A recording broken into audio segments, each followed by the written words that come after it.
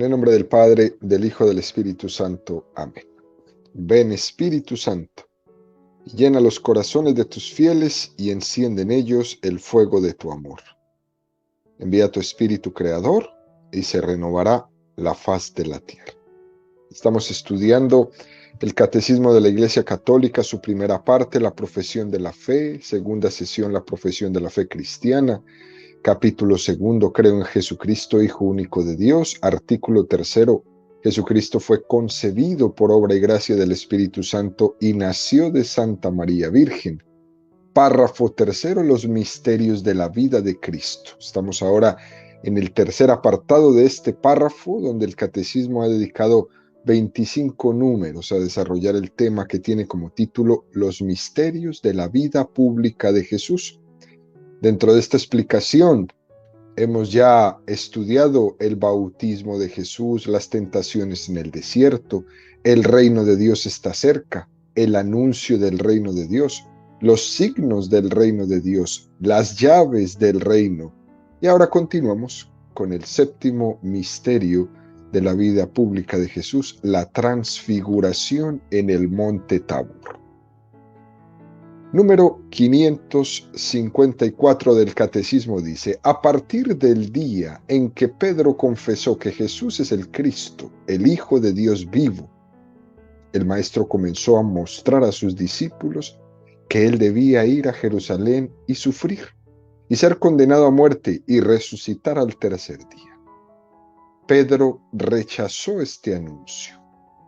Los otros no lo comprendieron mejor. En este contexto se sitúa el episodio misterioso de la transfiguración de Jesús. Sobre una montaña, ante tres testigos elegidos por él, Pedro, Santiago y Juan, el rostro y los vestidos de Jesús se pusieron fulgurantes como la luz. Moisés y Elías aparecieron y le hablaban de su partida que estaba para cumplirse en Jerusalén.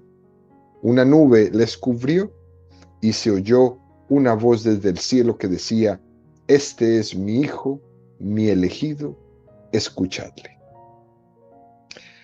Texto muy entrañable este que nos presenta el Catecismo de la Iglesia Católica en esta mañana, queridos amigos. Este episodio de la transfiguración es muy conocido por todos nosotros, en el que hay una visión anticipada del reino. Para poder entender esto hay que ver en el momento en el que ocurre esta escena. Ver el momento da mucha luz y da una gran comprensión del conjunto del Evangelio. Nosotros normalmente tenemos el problema de que, por ejemplo, cuando vamos a la Santa Misa y se nos proclama el Evangelio, dice en aquel tiempo, ¿no? Y se nos proclama un pasaje. Pero muchas veces nos quedamos faltos de saber lo que hubo antes y lo que hubo después del texto que ha sido proclamado.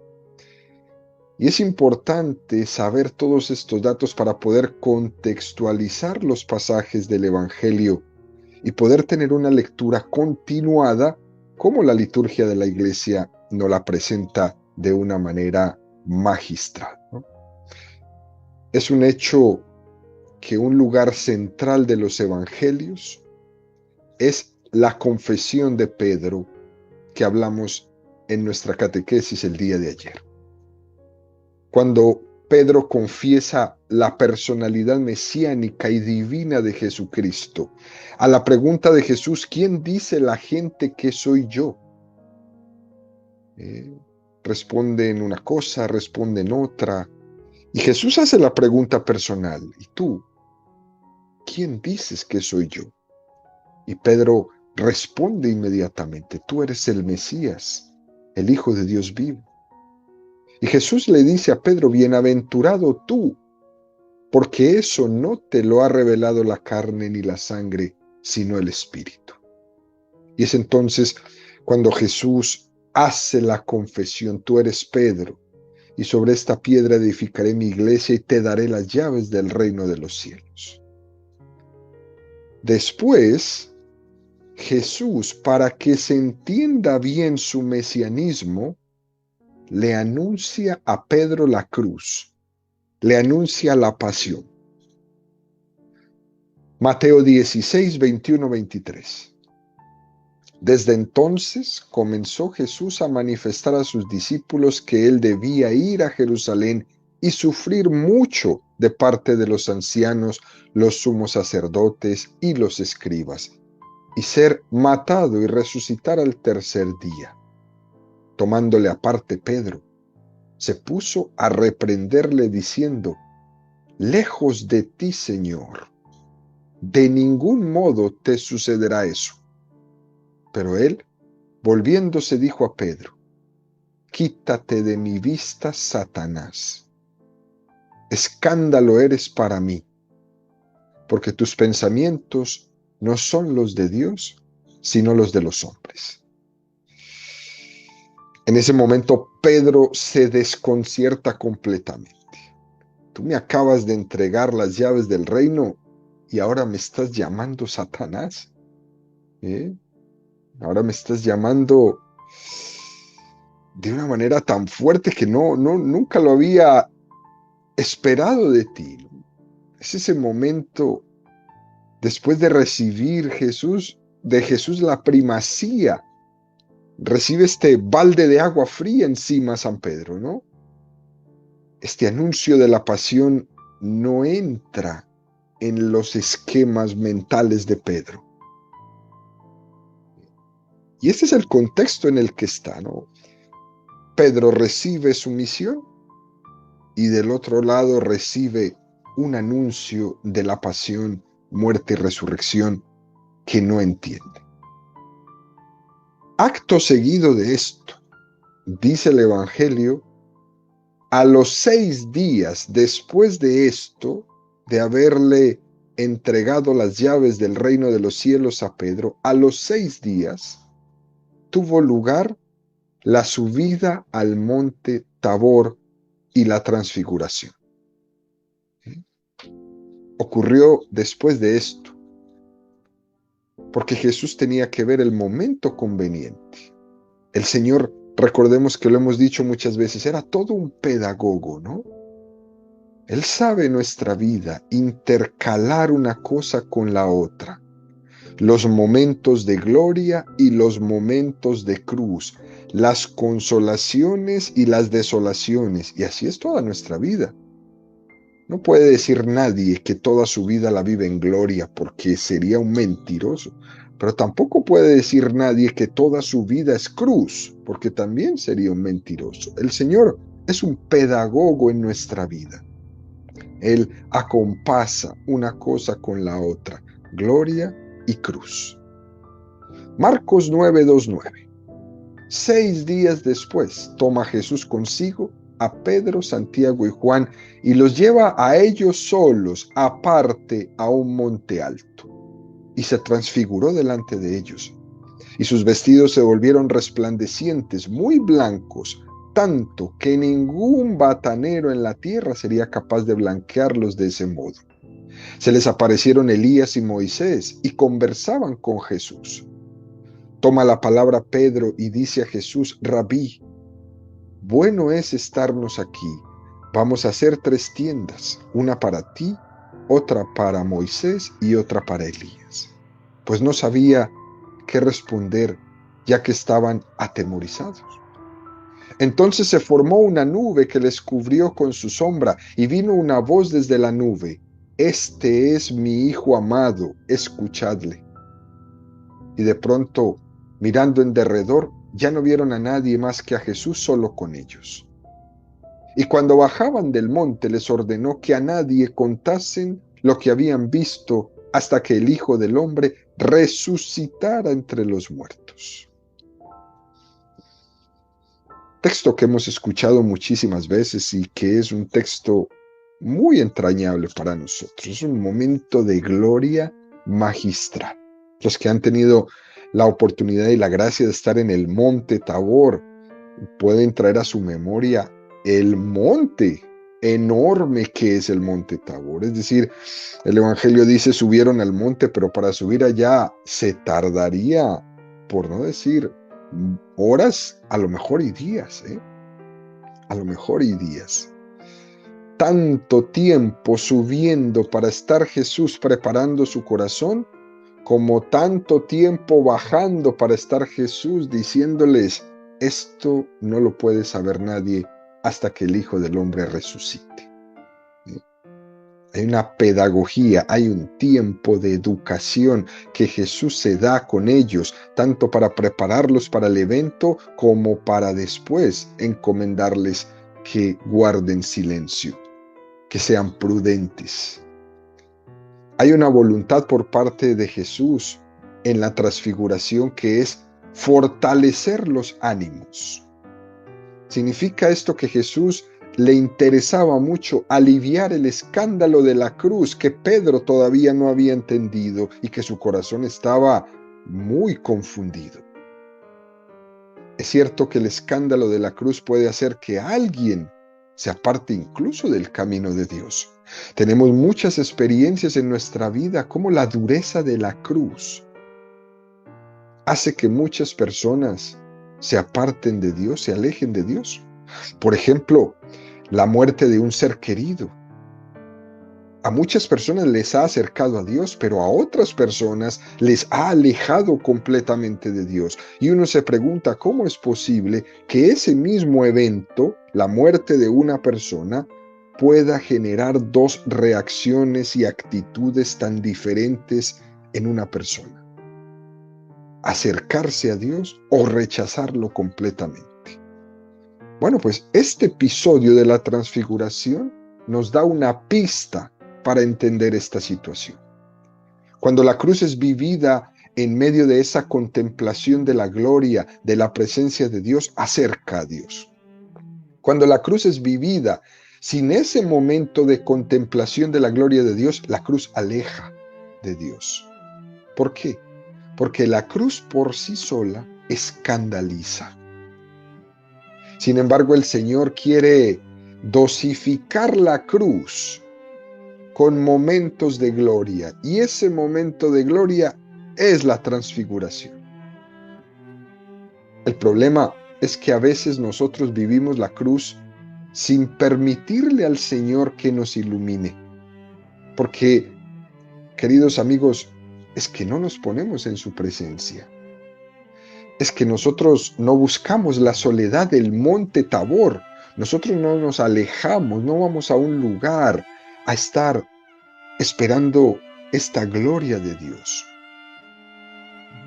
Nosotros raramente nos ponemos de rodillas ante el sagrario. Y si nos ponemos ante el sagrario es 30 segundos y vámonos. No le permitimos en nuestra vida al Señor que nos hable, que nos ilumine, que nos regale y que nos muestre sus momentos de gloria, sus momentos de luz. No le permitimos al Señor que nos regale el consuelo interior. Por eso vivimos buscando que nos consuelen otras cosas, que nos consuelen el mall, que nos consuelen las compras, que nos consuelen las personas. Pero no dejamos que el Señor nos consuele. Dice los escrituristas que el episodio de la transfiguración termina la etapa de Jesús en Galilea. Es como si Galilea hubiera sido la primavera de Jesús y en la transfiguración termina y ahora comienza la segunda etapa de Jesús, que es subir a Jerusalén hacia la cruz. Estamos en la transfiguración, es decir, termina lo bonito, ¿no? Terminan los milagros, terminan las curaciones, termina la expulsión de demonios, termina la fama, termina, bueno, toda esta parte de primavera que fue Galilea, donde los apóstoles se sentían genial al seguir a este hombre tan famoso, tan importante. Todos querían ver esta primavera en Galilea, se acaba aquí. Y ahora empieza la cruz. hay que subir a Jerusalén. Pero antes de la subida a Jerusalén, Jesús les da este regalo, el momento de su gloria. El Padre Dios quiere confortar a Cristo, porque sabe que le espera la parte más difícil y dura de su ministerio mesiánico. Aquí el Padre consuela a Jesús y Jesús consuela a Pedro, a Santiago y a Juan. Muy interesante esto. Y Pedro, Santiago y Juan somos tú y yo. Jesús nos consuela en la cruz. Es emocionante también ver la voz que se oye. Este es mi Hijo amado. Parece que el Padre está mostrando también el sufrimiento que le supone para Él que su Hijo tenga que subir a Jerusalén a morir en la cruz. También el Padre en el río Jordán, en la primera catequesis de la vida pública, de los misterios de la vida pública de Jesús, también en el río Jordán el Padre habló. ¿Recuerdan? Allá dijo, este es mi Hijo amado en quien me complazco. Es una especie de demostración de la intimidad que hay en el seno de la Santísima Trinidad. Esa felicidad tan grande que existe entre las tres personas divinas, que el Padre dice, este es mi Hijo amado en quien me complazco. Imagínate Pedro, Santiago y Juan escuchando esta voz, este momento de teofanía, de manifestación, de gloria. Debió haber sido sorprendente, tan sorprendente que Pedro quedó atónito, que ni sabía lo que decía, ¿no? Y lo que se manifiesta aquí es la filiación divina de Jesucristo. Este es mi Hijo amado. Se nos muestra el ser más íntimo. Se nos muestra quién es Jesús. Se está descorriendo el velo que tapaba la personalidad profunda de Jesús. El cuerpo, la carne, nos estaba ocultando de alguna manera esta personalidad profunda de Jesús, su filiación divina. Y ahora queda desvelada. Jesucristo necesitaba ese consuelo del Padre camino a Jerusalén. Bajó del monte Tabor completamente feliz, tan feliz como estaba Pedro, Santiago y Juan. No sabemos realmente si en aquellas noches que Jesús pasaba en oración a solas, porque no hay testigo de eso, si Jesús tuvo momentos de consolación. Posiblemente sí, pero no hay testigos. Pero aquí en la transfiguración, en este gran momento de consolación del Padre hacia Jesús, sí hay testigos. Había tres: Pedro, Santiago y Juan. Fijémonos también que el Padre, además de decir quién es Jesús, este es mi Hijo amado, a continuación ya no dice como en el río Jordán, en quien me complazco, sino que da una orden: escuchadle. Este es mi Hijo amado, escuchadle. Con esto nos quiere recordar el Padre que Jesús es el profeta enviado y que no solo se le debe admirar, sino que se le debe escuchar también.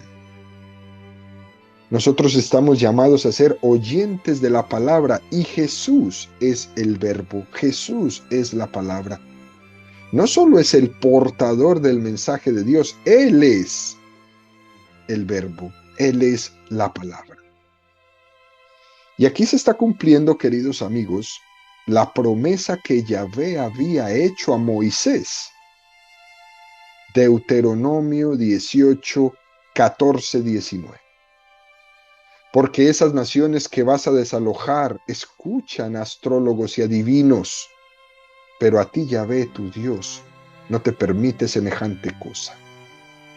Yahvé, tu Dios, suscitará de en medio de ti, entre tus hermanos, un profeta como yo, a quien escucharéis. Es exactamente lo que tú pediste a Yahvé tu Dios en el Horeb, el día de la asamblea, diciendo, para no morir, no volveré a escuchar la voz de Yahvé mi Dios, ni miraré más a este gran fuego. Y Yahvé me dijo a mí, bien está lo que han dicho. Yo les suscitaré de en medio de sus hermanos un profeta semejante a ti. Pondré mis palabras en su boca, y él les dirá todo lo que yo les mande. Si alguno no escucha mis palabras, las que ese profeta pronuncie en mi nombre, yo mismo le pediré cuentas de ello. Un texto precioso este del Deuteronomio, ¿eh? Así que cuidado con aquellos supervalientes que dicen que ellos no necesitan de Jesús. Aquel que no escuche las palabras que Él pronuncie en mi nombre, yo mismo le pediré cuenta de ello. Bueno, ya quedamos todos avisados. En el momento del Tabor, Jesús se presenta como el gran profeta esperado. Y el Padre dice, escuchadle porque este es. En el monte Tabor también habían dos personajes, Moisés y Elías. Tres testigos, Pedro, Santiago y Juan. Y Moisés y Elías aparecen en medio de una nube. En la Escritura, en la Sagrada Escritura, la nube suele estar relacionada siempre con la manifestación de la gloria de Dios, con aquello que es sobrenatural. La presencia de Moisés y Elías ahí en la transfiguración no es casual. Éxodo 24, 15, 18. Dijo Yahvé a Moisés, sube hasta mí, al monte, quédate allí, y te dará las tablas de piedra, la ley y los mandamientos que tengo escritos para su instrucción. Se levantó Moisés con Josué su ayudante, y subieron al monte de Dios. Dijo a los ancianos, esperadnos aquí que volvamos a vosotros. Ahí quedan con vosotros a Aarón y Hur. El que tenga alguna cuestión, que recurra a ellos. Y subió Moisés al monte. La nube cubrió el monte. La gloria de Yahvé descansó sobre el monte Sinaí, y la nube lo cubrió por 6 días. Al séptimo día llamó Yahvé a Moisés de en medio de la nube. La gloria de Yahvé aparecía a la vista de los ojos de Israel como fuego devastador sobre la cumbre del monte. Moisés entró dentro de la nube y subió al monte. Y permaneció Moisés en el monte 40 días y 40 noches. Nos viene a recordar que Moisés en el monte Sinaí contempló la gloria de Dios. Que en aquel momento, aunque todavía no se era consciente en el Antiguo Testamento, era la misma gloria de Jesucristo. Moisés representa la ley del Antiguo Testamento que ahora, ante la nueva ley que es Jesucristo, se manifiesta. Esto es muy interesante, queridos amigos. También estaba Elías, que había tenido una experiencia similar. Primera de Reyes 19, 9, 13. Allí entró en la cueva y pasó en ella la noche. Le fue dirigida la palabra de Yahvé que le dijo, ¿qué haces aquí, Elías? Él dijo, ardo en celo por Yahvé, Dios Sebaot, porque los israelitas han abandonado tu alianza, han derribado tus altares y han pasado a espada a tus profetas. Quedo yo solo y buscan mi vida para quitármela. Le dijo, sal y ponte en el monte ante Yahvé. Y he aquí que Yahvé pasaba. Hubo un huracán tan violento que hendía las montañas y quebrantaba las rocas ante Yahvé. Pero no estaba Yahvé en el huracán. Después del huracán un temblor de tierra, pero no estaba Yahvé en el temblor. Después del temblor fuego, pero no estaba Yahvé en el fuego. Después del fuego, el susurro de una brisa suave. Al oírlo Elías cubrió su rostro con el manto salió y se puso a la entrada de la cueva. Elías es imagen de los profetas del Antiguo Testamento que ahora ven en Cristo el nuevo profeta. Es por lo tanto el Antiguo Testamento que quiere contemplar a Dios. Por eso estaba Moisés y Elías en el momento de la transfiguración. Ellos representan el Antiguo Testamento y Pedro, Santiago y Juan el Nuevo. Y hay una diferencia importante, ¿no? Y es que en el Antiguo Testamento Moisés y Elías fueron iluminados por una luz exterior a ellos, como Moisés ante la presencia de Dios. Pero en el caso de Jesucristo, como nos dicen los santos padres de la Iglesia, Jesucristo no es iluminado, sino que Jesucristo resplandece por sí solo. La luz sale de dentro de él, no necesita ser iluminado. Esa es la gran diferencia entre Moisés, Elías y Jesús. Moisés y Elías perciben que aquella luz que les iluminó desde fuera, ahora sale del interior de Jesucristo. Hebreos 1:3, el cual, siendo resplandor de su gloria e impronta de su sustancia, y el que sostiene todo con su palabra poderosa, después de llevar a cabo la purificación de los pecados, se sentó a la diestra de la majestad en las alturas. Es decir, la transfiguración es un momento de manifestación de la divinidad de Jesucristo. Mensaje contundente y precioso, queridos amigos. Número 555, dice el Catecismo. Por un instante Jesús muestra su gloria divina, confirmando así la confesión de Pedro. Muestra también que para entrar en su gloria es necesario pasar por la cruz en Jerusalén. Moisés y Elías habían visto la gloria de Dios en la montaña. La ley y los profetas habían anunciado los sufrimientos del Mesías. La pasión de Jesús es la voluntad por excelencia del Padre. El Hijo actúa como siervo de Dios. La nube indica la presencia del Espíritu Santo. Apareció toda la Trinidad, el Padre en la voz, el Hijo en el hombre y el Espíritu Santo en la nube luminosa. Qué texto más bonito, ¿no? Cristo se transfiguró delante de Pedro, Santiago y Juan, que en el fondo somos tú y yo, cada uno de nosotros, para mostrarnos nuestra vocación a ser transfigurados. Esa es nuestra vocación de católicos. Tomamos conciencia de que el camino de la salvación es un camino de progresiva transformación, de progresiva transfiguración. Fíjense, queridos amigos, que en el mensaje que les dio el Papa Benedicto XVI a los jóvenes en la Jornada Mundial de la Juventud en el año 2005 en Colonia, Alemania.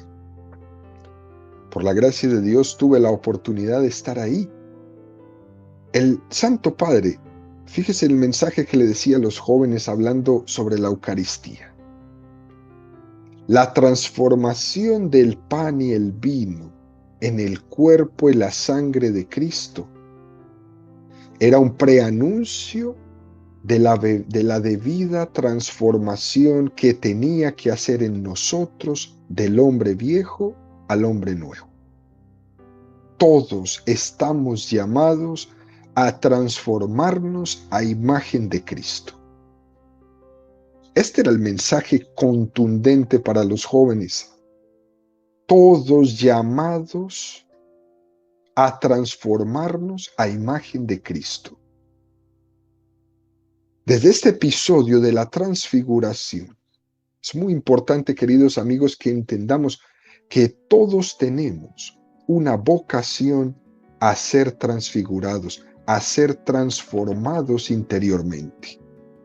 Y uno se pregunta, bueno, ¿y esto cómo se hace?